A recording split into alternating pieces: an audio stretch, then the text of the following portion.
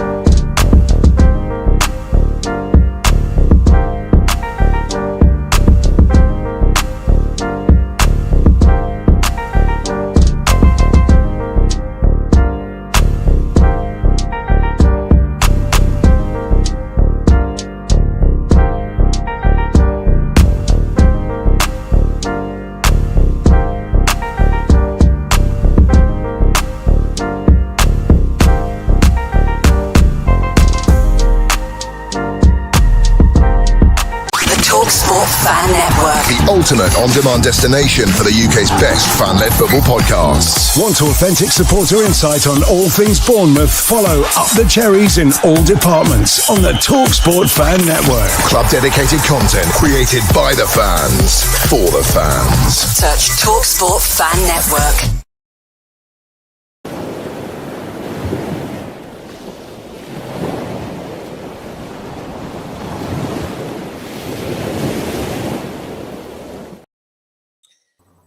Well, good morning, Cherries fans, and we've made it to another Friday. And of course, it's the Friday edition of Cherry AM. And as always, on Friday, I'm joined with my regular guest, and that's, of course, Paul from Oz. How you doing, Paul? Yeah, good, mate. I mean, we've got a quick weather check over here. We're at 9 degrees again, pretty overcast, miserable day. But I don't know how you're going out where you are, Matt, but... Yeah, it's in terms of temperature, it's not a bad temperature, but yeah, very, very, looking out of my office window, it's very, very overcast at the minute.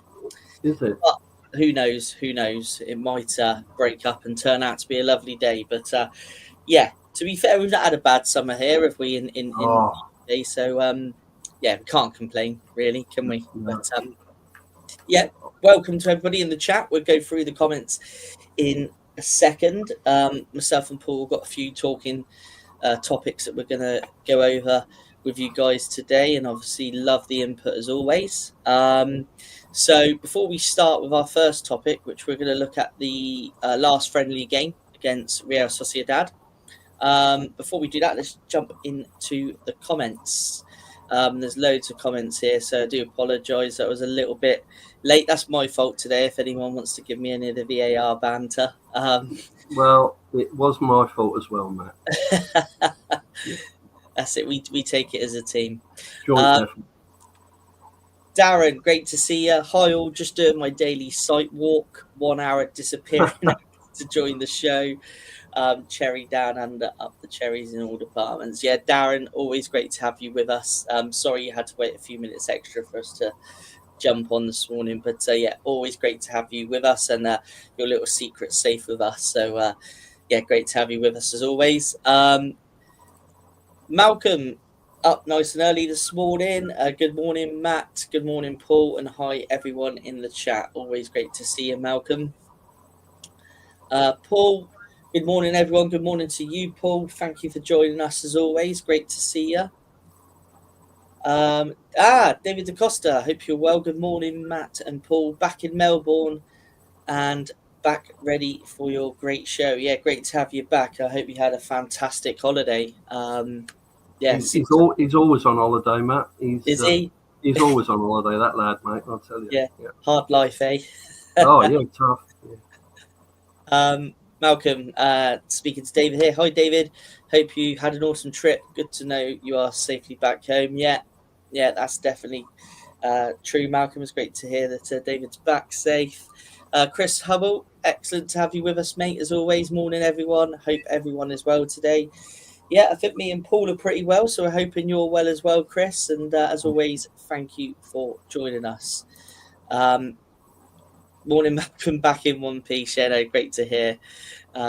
David, great to hear. Liam, morning everyone, up the cherries. Yeah, and guys, do stay tuned to the channel. At 9 a.m. this morning, this week's edition of Cherry Picking goes out, and I was really lucky to have two great guests with me, Malcolm and Liam Humby, joined me for this week's Cherry Picking. So it was great to have you both.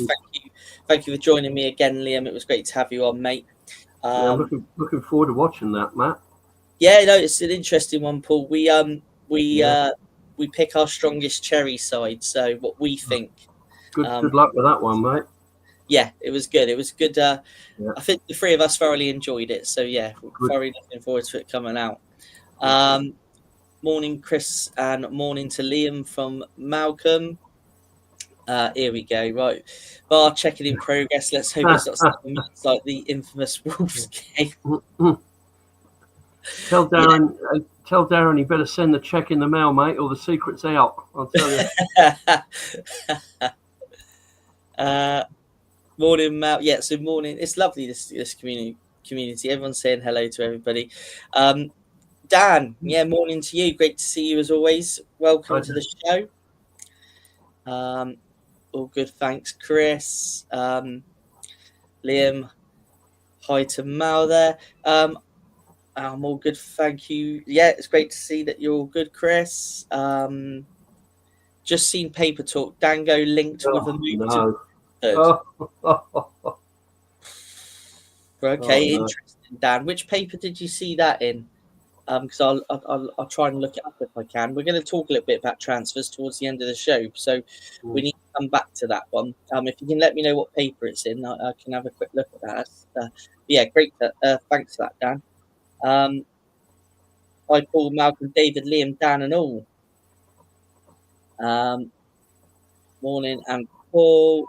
Morning, Matt and Paul. Yeah, morning, Chris. Morning, everybody. Yeah, it's lovely. This community is lovely. Everybody, every morning, always saying, hello to everybody, and it's lovely. Dan Short, Malcolm thinks that news is toilet paper. Right. Okay. Yeah, interesting rumor though, isn't it? If it is a rumor. Frightening, good morning, man. Happy Friday. Vanessa, morning. Nice to have you join us as always. And Joe Davison, morning lads. Looking forward to tomorrow's game. Will be good to be back at Dean Court. Yeah, absolutely, Joe. And that's where we're going to start now. So I'm glad you've brought that up. So obviously tomorrow is Bournemouth's last pre-season friendly. Before obviously in a week's time, a week today, when we make that trip to Anfield for the first game of the season. Just before we do start this topic though, guys, there's 26 people watching currently. Please all give us a like on the YouTube there. It means the world to us. So yeah, all smash the likes for us if you could, guys. That'd be great. Thank you very much. And if you haven't subscribed to the channel, please give us a sub as well. Be greatly appreciated. So tomorrow's game then, Real Sociedad, we've got two games. We've got the B team playing, I think it's around lunchtime. And then I'm assuming that's going to be a squad from Bournemouth's perspective, where the development squad and a few others may play against those. And then the first teams play later on in the evening at tea time. Overall, Paul, what have you made of the pre-season preparations? Wow. What, the 3 games in the summer series? Yeah, and obviously the preparations as a whole. Yeah, I think it's interesting because when they played the one against West Ham, I watched it over here on replay, and the commentators were going on about. You see, they didn't do their homework on Bournemouth at all. They were going on about this is Bournemouth's last chance or last friendly before playing Liverpool away, and they weren't looking very good, etc. And I'm sitting here thinking, well, I know for a fact we're playing at Dean Court next week, and you think they would have known about that game, but they had no idea about that game, which I found strange. But overall, I think I mean, we've been down that road a fair bit before, but there were a few standouts and there were a few disappointments. I think the weather played a massive part in that series. The first game was very, very hot. And as you know, the second game was just like Hurricane Charlie, wasn't it? With the rain and that game against Man United was shocking. But I think it is what you said the other day, I believe, Matt, is correct. You said it's a time for experiments, and it is. It's the only chance they get in it to do that. So I haven't looked into it too much, but I mean, standout players for me obviously was David Brooks. I thought he was different class when he came on. In all the games, I thought he played well. And there was a few, like you were saying about Evan Nielsen. I feel very strongly he's going to come on fine this year, Ever. He didn't get a lot of service, as you said. I know he hit the post when he should have scored, but there wasn't that much going on before that. Dango put that ball into him. I think it was against West Ham, wasn't it, in the last game? Yeah, where he hit the post. He didn't really have much opportunities, but I look back to last season. Had Evan Nielsen not got that injury that put him out a broken foot, and that's probably some clumsy defender stamping on his foot, I think he would have been up 15, 16 goals, and I think he's still got 11. So it's not a bad turnover. I think we just hold judgment on him, and I think he'll turn the corner, and I think he'll start scoring for me. But I think it's a good exercise. I think it's good publicity for Bournemouth in America. Maybe Badger has a comment on that situation, living over that side of the pond, Maybe he's got a better idea with the exposure. I guess they sold a lot of those new shirts that they brought out, especially the blue ones. And there he is. Hi, Badger.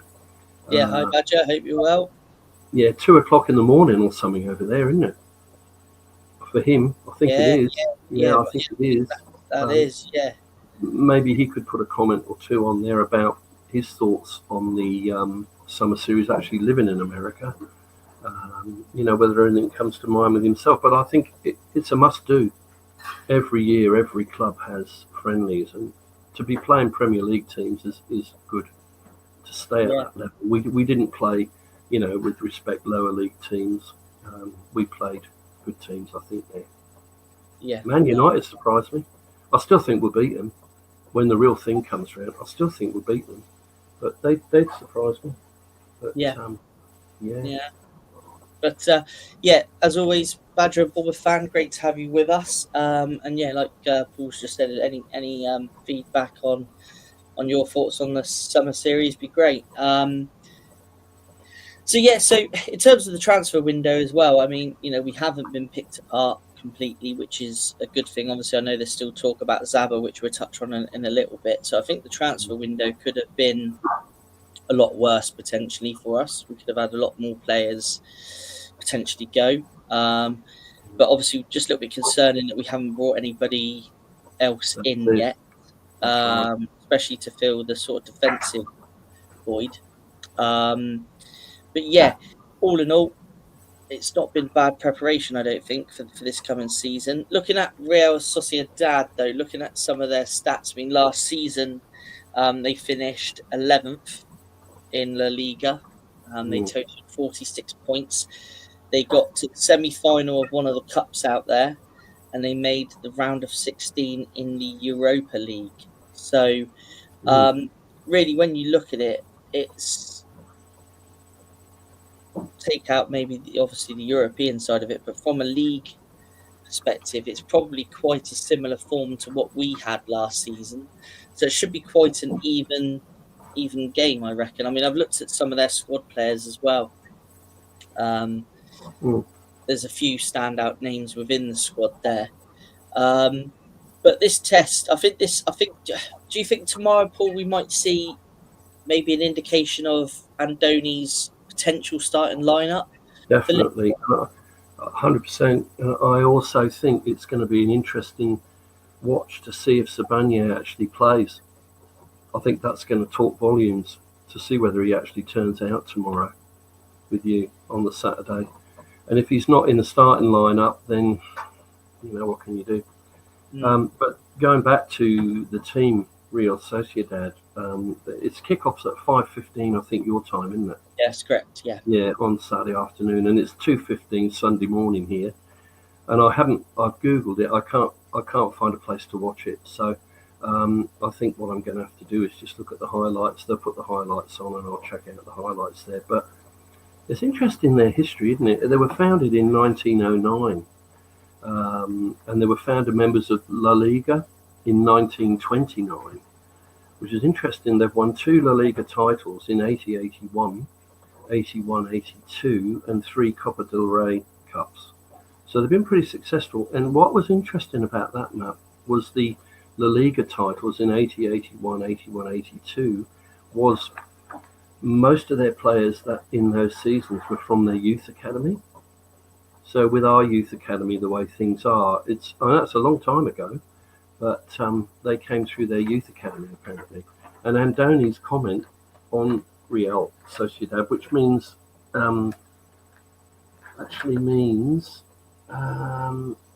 Royal. What's it mean? Hang on. Our Royal Society, which is based in the town of San Sebastian, which is where Arsenal's Mikel Arteta was born, in San Sebastian, the same town as Real Sociedad. But Andoni has said that Real Sociedad as a club belongs to everybody in Spain. He feels it's a family club, and I guess it's through his connection that we secured that friendly. Yeah, they are from the Basque region, I believe, as well of Spain. And an interesting fact that I found this morning, which I didn't know, was that Republic of Ireland international John Aldridge, obviously we remember John Aldridge. I do. Liverpool. He was actually the first non-Basque player at the club between 1989 and 1991, when he was actually their top scorer for those seasons. So he was actually their first non-Basque player, which is very, very interesting, because when you think about it, that's only, how many years ago is that? 33 years, 34 years, yeah. And you know what? He was a good player. He followed Ian Rush in the Liverpool team. I think he played with Rush at the end of his career. Originally, he was with Tranmere Rovers, John Aldridge. He was a good player. I used to love watching him. Aldridge. And I didn't realise that he ended up over there. Good player. A lot of goals. Yeah, I remember him from being manager at Tranmere Rovers when he went on that great cup run in the late 90s, early 2000s. Right. Well, just an interesting fact I found there. Just quickly jump back into the comments, Paul, just before we carry on. Good morning, Nick. Hope you're well. Great to see you. Thank you for joining us. Dan, I've highlighted your comment here. It was Sky Sports Paper Talk, so we will come back to that very shortly. Badger and Bournemouth fan. Most people in the US are top 6 team fans. I think more Cherries fans around the Las Vegas area because of the owner. Yeah, absolutely. My daughter's boyfriend played soccer in college, and all the guys on the team are Chelsea, Arsenal, Man United fans. I'm in the Wisconsin. Yeah. Wisconsin. Yeah. Can't speak on the east and west coasts. Right. Okay. Yeah. I think you're probably right with the point with the Las Vegas point. To be fair, Badger and Bournemouth fan, I think you're probably spot on there. It's probably where the majority of the US Bournemouth fans probably are. If anyone else knows different in the chat, please chuck it in. Guys in the chat, what do you think of tomorrow's game? Do you think we're going to see potentially Andoni's first lineup maybe that he's working on for the Liverpool game, or are we going to see a bit more of a mixture of things, or even chucking a score prediction if you want, because obviously we're getting that closer now to the start of the season. Obviously Paul will be joining me next Friday on the day of the game, so it will all be about the Liverpool game next week. Any more, guys, any of your thoughts on the game tomorrow, do chuck it into the chat and we will discuss it very shortly. I think, Matt, just going to that game, if Zabarnyi doesn't appear, like I was saying, I don't want to go down that road 100%, but if he doesn't appear, then at the back, they're obviously going to start with Senesi and Hill.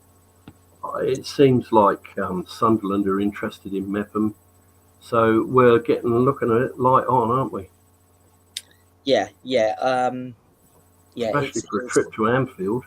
Yeah, it is starting to look a bit light, isn't it? A bit concerning. Yeah, it is. Yeah. Let's move on to the next bit before we talk transfers. So Paul's going to tell us a little bit about the Global Cherries. So Paul is signed up to it for this season. I believe it's a season thing, isn't it? You sign up every season.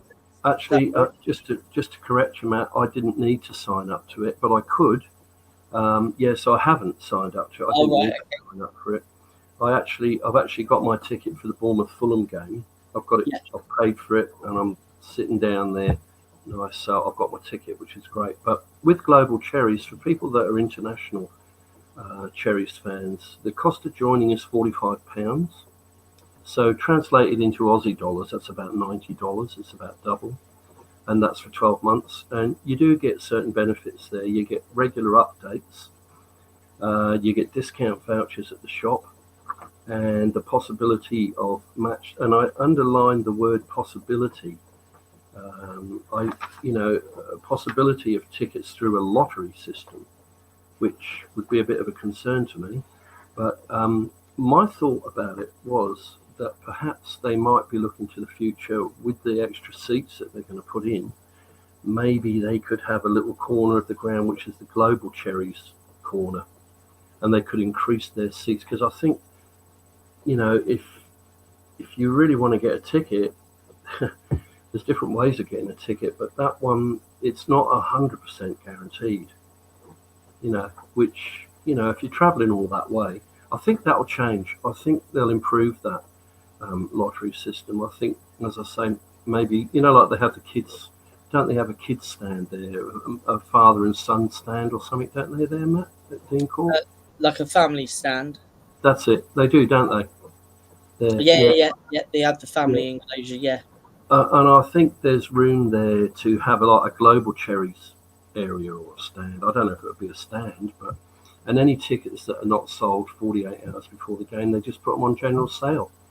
I think I think that's the way it'll go, but it's going to take 18 months, isn't it? 2 years or whatever to change. But I was thinking of joining it, and it's a funny thing because when I looked to join it, just before the fixtures came out, and I think the fixtures came out June the 18th, it wasn't up. There was no stuff online to join, so they hadn't caught up with it at that point. So that I didn't end up joining. So I probably saved myself some money in a funny sort of way. But it is hard for overseas people to get tickets. It is. It's difficult. Yeah, I know that Malcolm has, I believe, signed up to it. So I'm sure Malcolm may put a few things in the comments about it as well. But all in all, I think it's a great thing that the club's doing, Global Cherries, to be fair. Oh, definitely. What other chance have they got? If they've got we try every home game. We seem to be trying to get 15,000 fans into 11,400, and it's not going to work, is it? But every game, and yet, you know what, Matt? When I watch the games live over here or on replay over here, I still see vacant seats in the stand. From when they zoom in on the crowd, there are still vacant seats, and I think, well, there'll be a 2 and a 1 dotted here and another 2, and I think, well, I wonder why that is. People just didn't turn up. I suppose sometimes that does happen then, but also, sometimes during the game, someone might pop down for a hot dog or pop to the loo, things like that. Where I sit, I rarely see many empty seats, to be fair.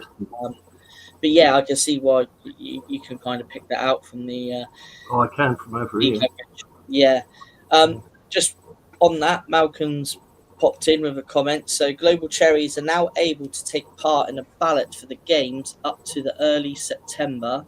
Tickets will be available for ballot up to 6 weeks before a game. Right. Okay. So that's how it works. So yeah, I knew Malcolm had joined it. So good, Malcolm. Yeah.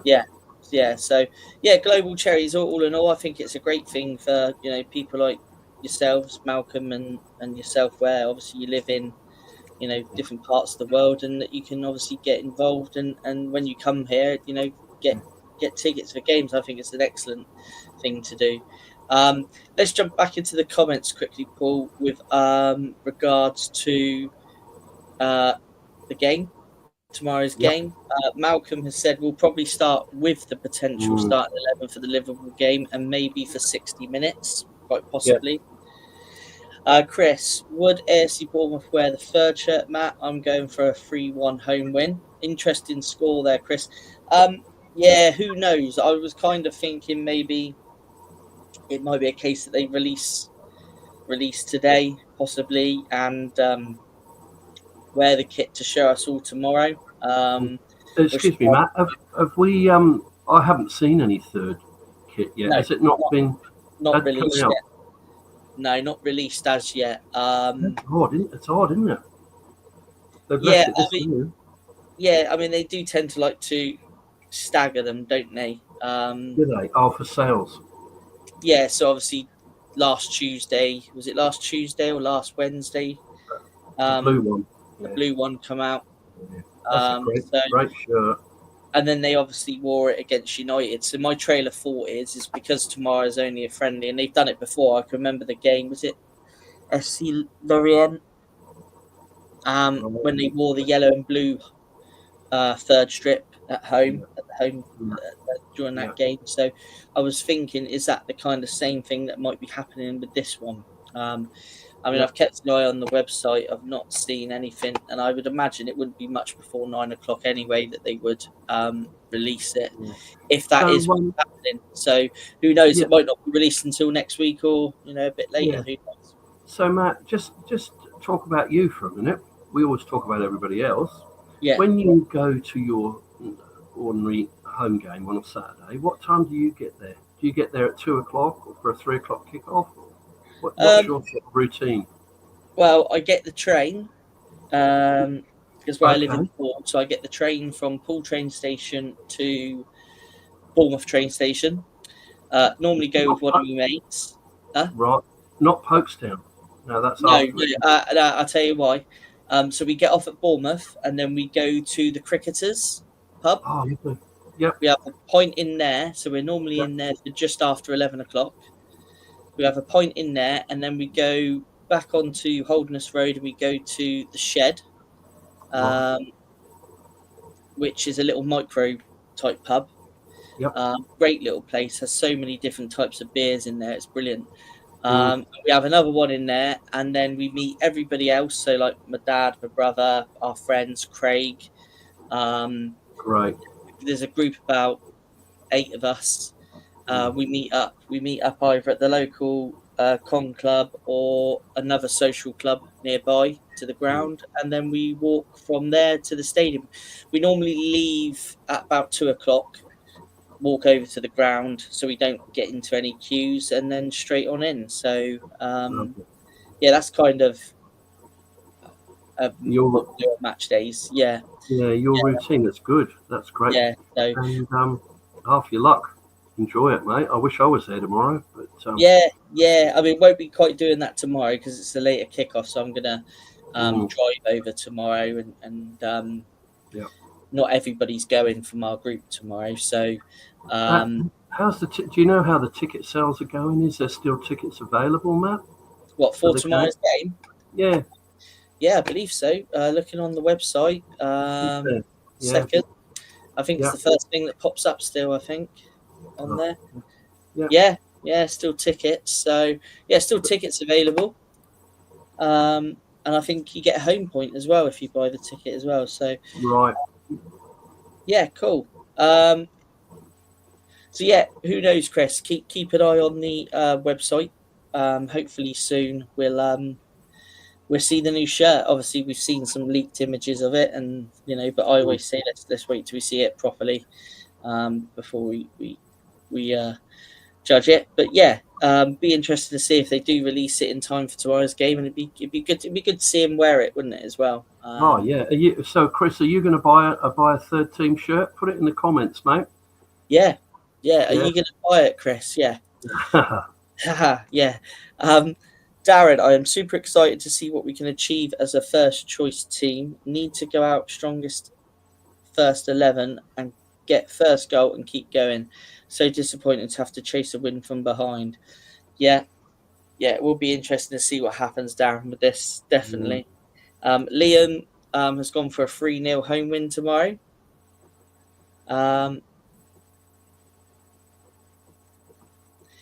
Paul, I'm a season ticket holder. If I can't make a game, I can sell my seat back to the club for that game. Yeah.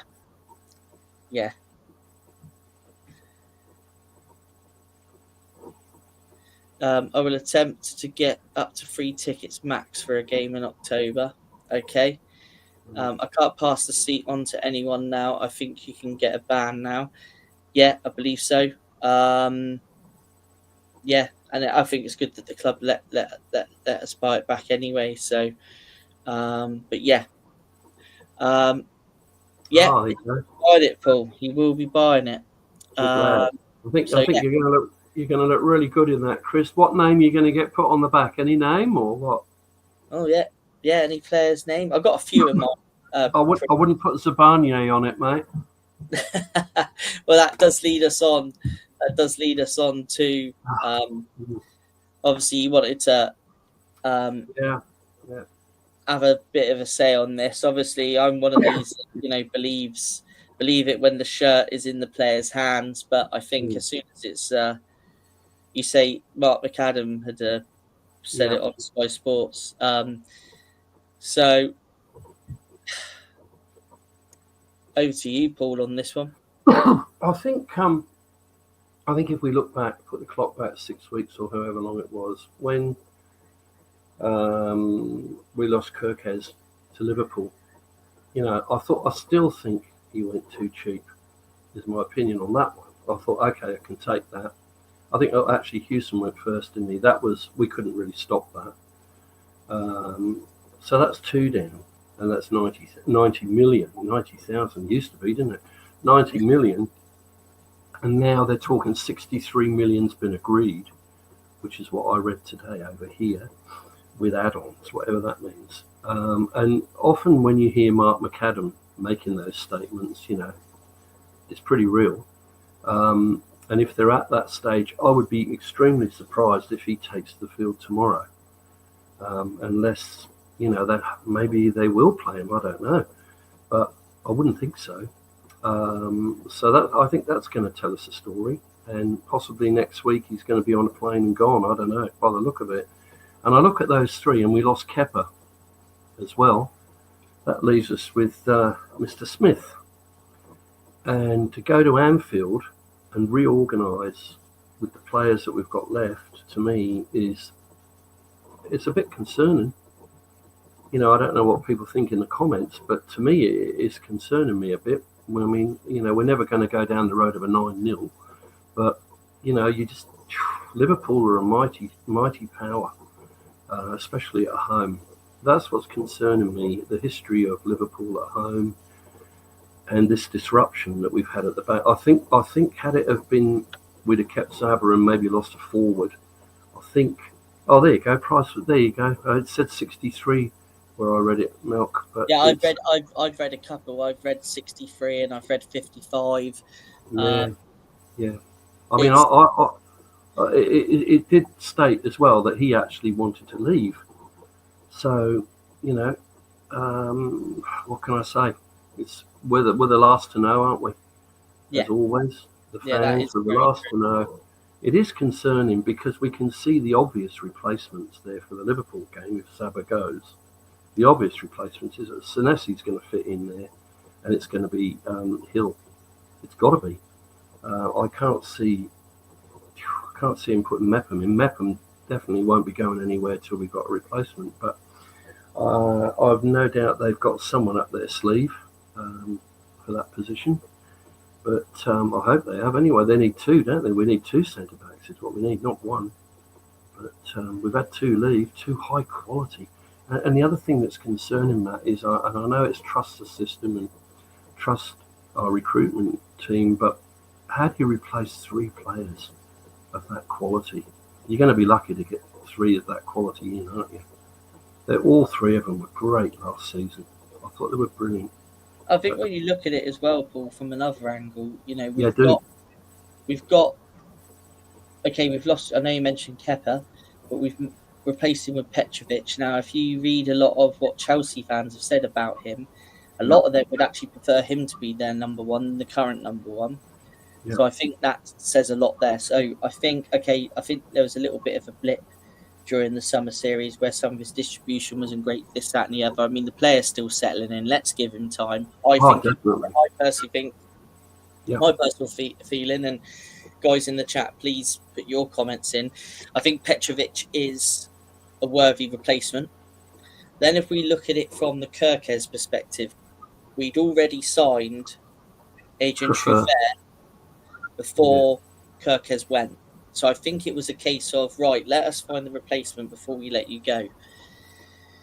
Because you can't stop the players. You stop the players wanting to progress their careers on, we won't be able to attract similar quality to come into the club. So it's one of those, isn't it? It's a situation that, you know, and I think we found a left back, in my opinion, that will pick up from where Kirkes has left off. He looks all right, doesn't he? He looks all right. Yeah.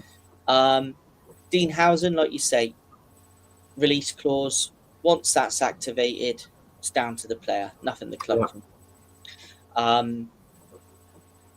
Now, with Saba potentially, obviously going, I'll still use the term potentially, even though they say talks are advancing and this fee's been agreed and whatever. If he goes, then I am a little bit concerned. Because we do need to bring somebody in. But again, on the other side, on the flip side, again, trying to look at everything from a positive perspective, I do trust the recruitment, and I think they must. And we'll touch on a defender in a minute, who they look like they're potentially bringing in. That's classed as advanced talks as well. So I think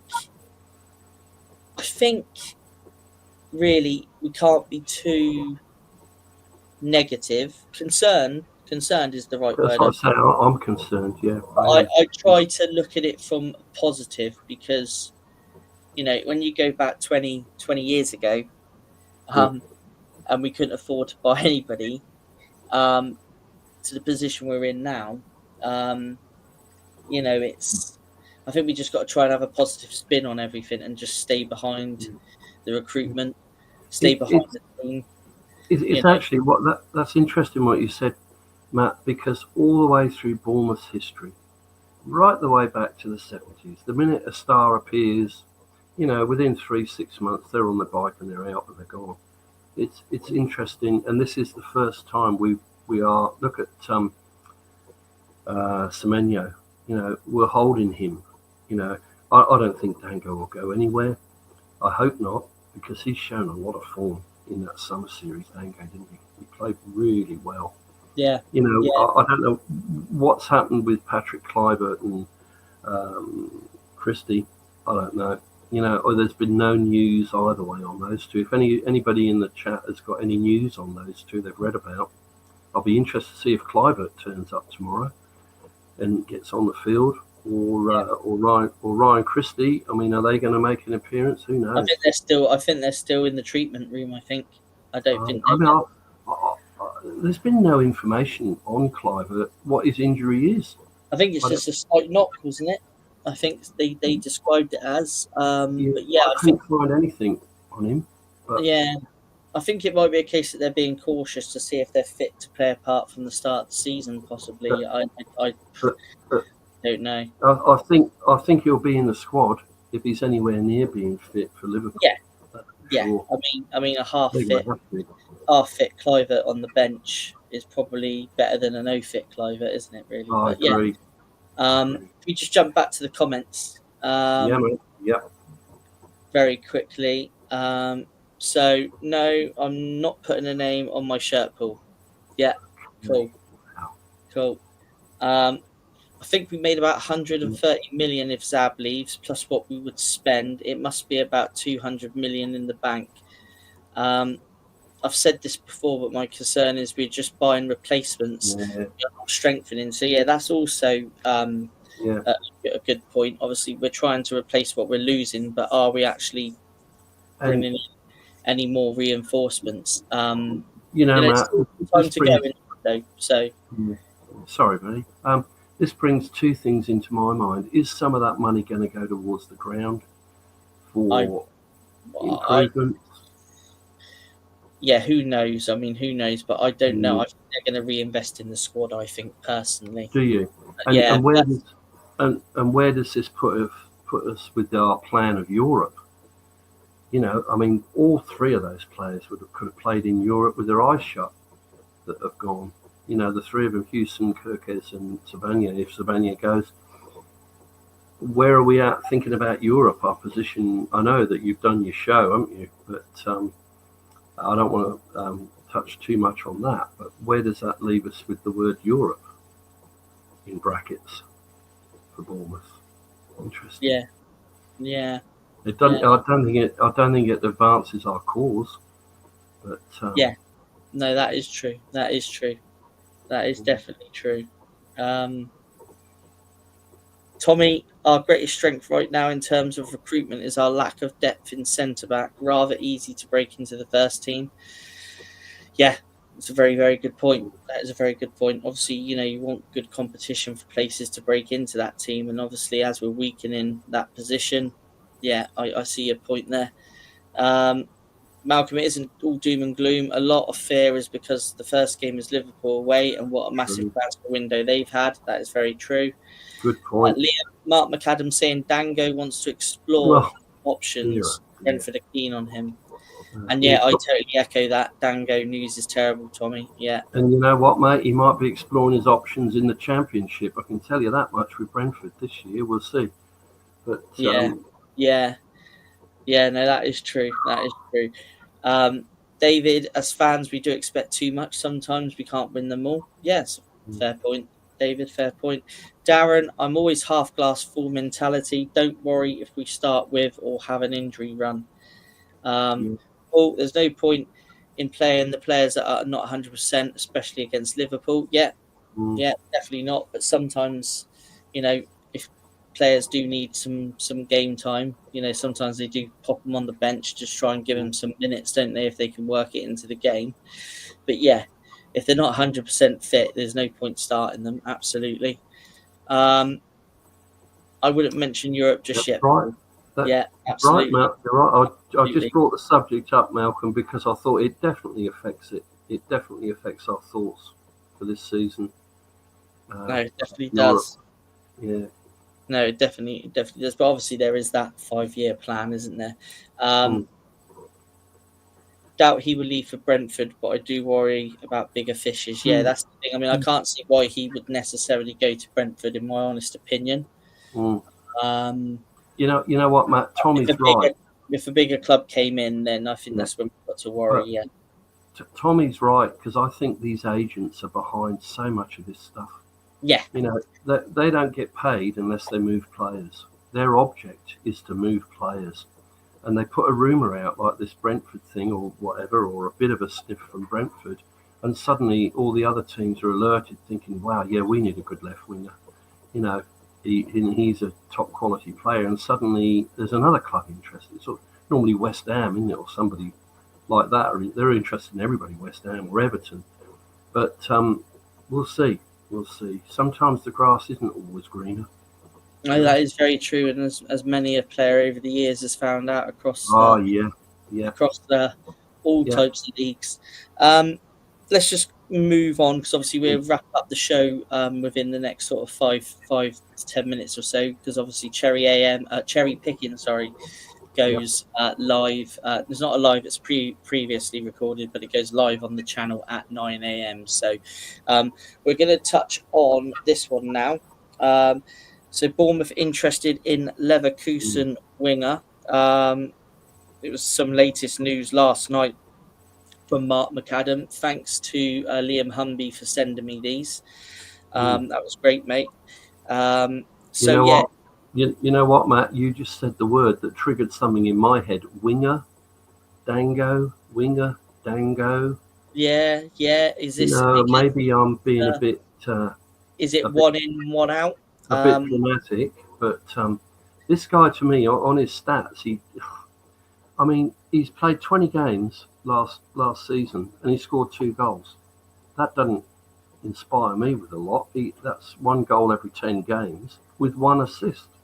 He's 6 foot tall, 25 years old, and he's played 5 times in the Champions League. And apparently, here we go, West Ham again. They're after everybody as normal. West Ham are interested. Wolves are possibly interested, and Marseille are looking at him. So for Bournemouth to look at him, he must have something, but his statistics don't say it, do they? To me, they don't. 20 games and 2 goals. That's not a big return, is it? With 1 assist. Yeah. I mean, it's saying that they understand the fee under discussions would make the deal the second most expensive in Bournemouth's history. Wow. No, sorry, that's the wrong one. That's the next one. No, sorry. Yeah, so this player has 3 years left on his deal at Leverkusen, so there's going to be obviously a fee involved. Yep.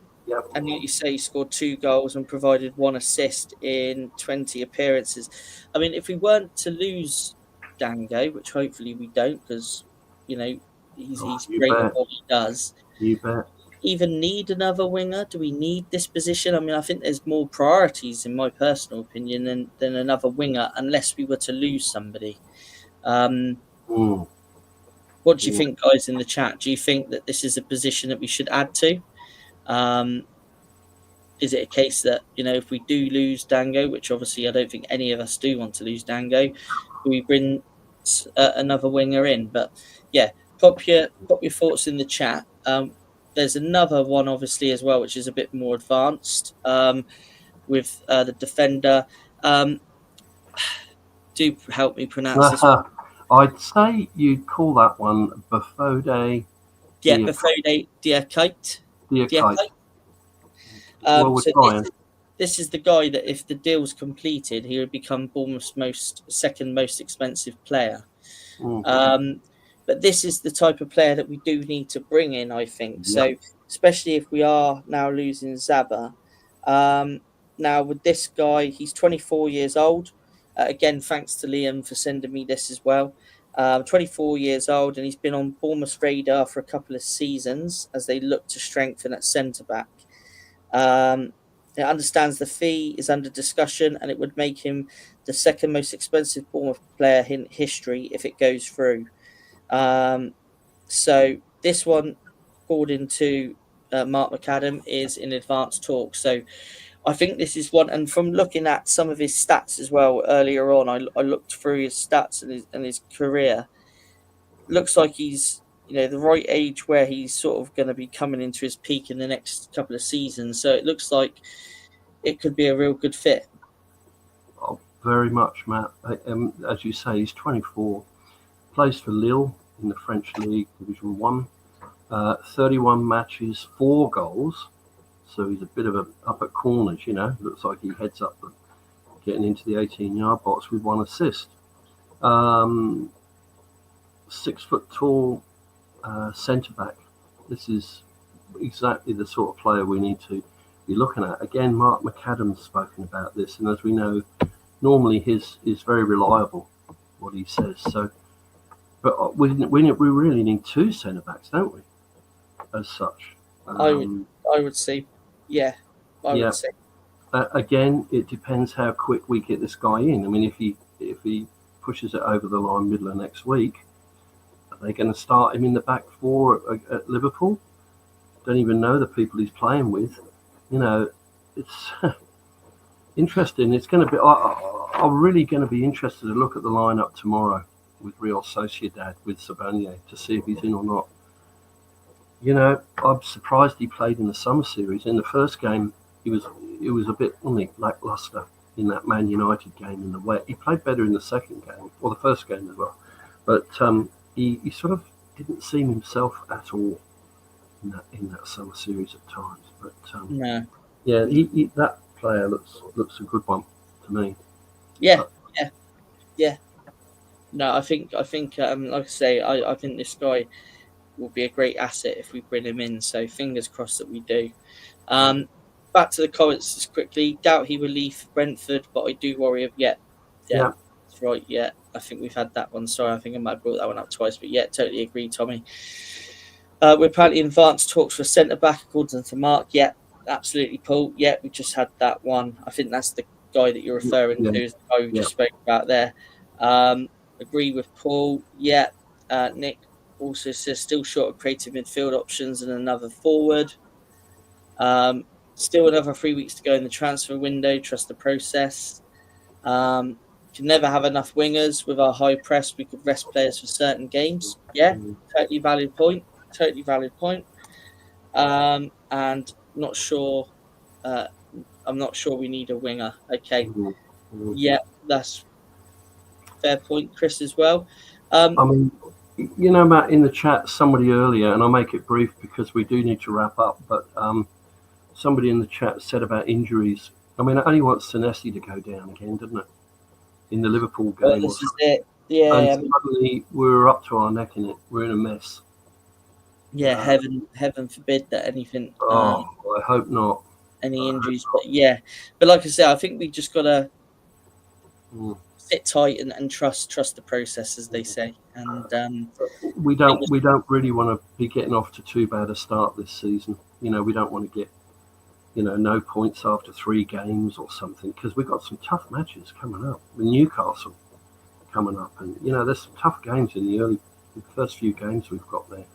Yeah, there is some tough fixtures, and I just think we just need to stay positive. I mean, I've tried to stay positive. Sure. I think it's just the best way to be, really. Well, you know what, Matt? I tried it with Kirkes. And I tried it, well, we knew about Houston. I tried it with Kirkes. It just went on and on and on and on, didn't it? And I thought, surely, you know, if he was going to go, he'd have gone, and he didn't go. And I'm trying to be that way. I mean, there you go. That's football. Well, yeah, that is football, Paul, and that's where we'll wrap up today, I think, guys. Thank you to everybody in the chat for joining myself and Paul. Myself and Paul will be back next Friday on the day of the Liverpool game. So it'd be interesting to see how things develop over the next week or so. Thank you to everybody for joining us. 9 a.m. Cherry Picking goes live. So do please tune in to that. Also, next week we will have our new match preview show, the Dean Court Social, which will be out next Thursday. And also the following Monday, do tune in for Ollie's new match reaction show, which is called Cherry Slaps, where he will have a Liverpool guest and Cherry's guest. I think there's a bit of a phone-in idea as well, potentially. So do stay tuned to the channel. Lots going on.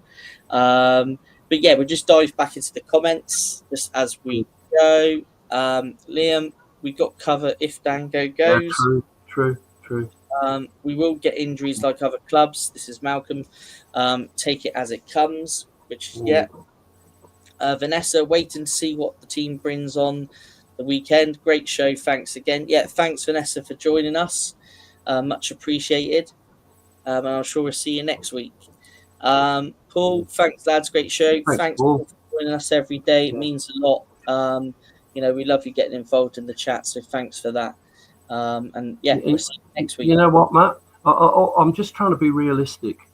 I don't want to go on the negative side. I've always tried to stay positive, but sometimes it hurts, doesn't it, when you see these things happening? And I try to keep a realistic mind on where it could go, you know. And it's hard being a Cherry supporter, isn't it? Yeah, it can be, can't it? But then again, that's just the transfer window, isn't it? And you know, like I say, let's stay positive with it. Let's stay positive and trust our recruitment. Trust our recruitment. That's excellent over the last several years. Paul. Obviously, Cherry AM is back Monday 8 o'clock through till Friday. So I'm sure we'll see you back in the comments next week, Paul. Thank you very much for joining us today. Chris, great show, Matt and Paul. Thank you as always for joining us, Chris. And to wrap up, David DaCosta, no easy games. Absolutely. That is the thing. There's no easy games in the Premier League. True. Good show. Cheers. And thank you again, David, for joining us. Great to have you back regular in the comments. Okay, guys, like I say, before we go, if you haven't yet, please give the show a like. It means the world to us. And also do give us a sub if you haven't already. That concludes this week's show. Back Monday with a combination of either Craig or Ollie or Craig or Sean, or maybe some combination that'll be out here on Monday morning. Like our back format, we don't know what combination we're going to have, do we? That's it. And myself and Paul will be back next Friday, where we'll be discussing everything Liverpool, and that's where the excitement really begins, guys. So, see you all in the next one, and up the cherries. Au revoir. Au revoir.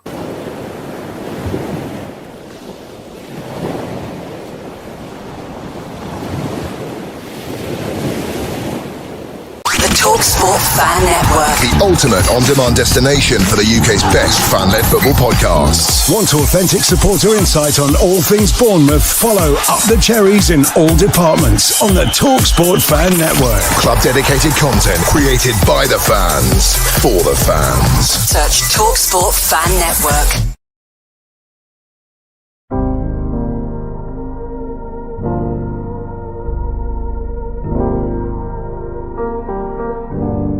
I should be like you, Mel.